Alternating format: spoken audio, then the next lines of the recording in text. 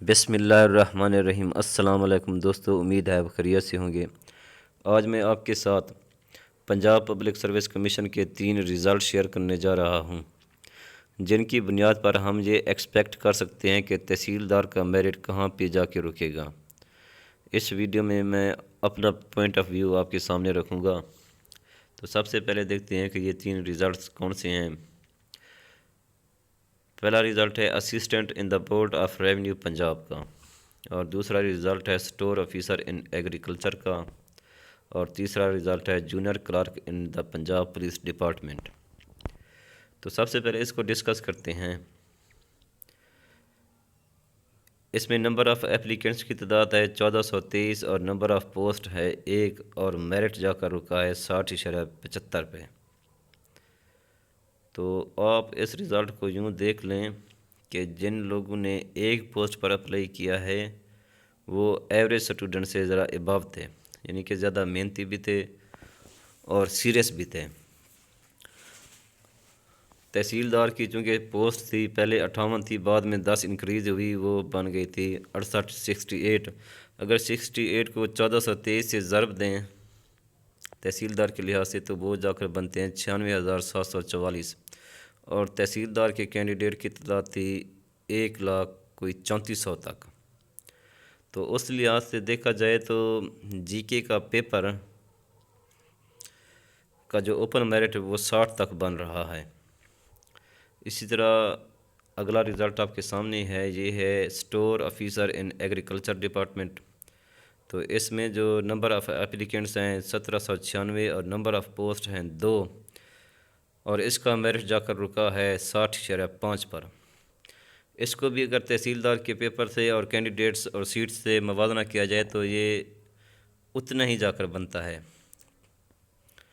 اور تیسرے نمبر پر آپ کے سامنے ہے جونیئر کلرک کا پیپر رزلٹ ہے، جس میں نمبر آف پوسٹ ہیں 134 اور نمبر آف اپلیکینٹ ہیں 19,798، اور اس کا اوپر میرٹ جا کر رکا ہے 47 پر، اور منارٹی کوٹا کا جا کر رکا ہے 40.25، اور اسپیشل پرسن کا رکا ہے کہاں پر 40 پر، اور ویمن کوٹا کا بھی 40 پر۔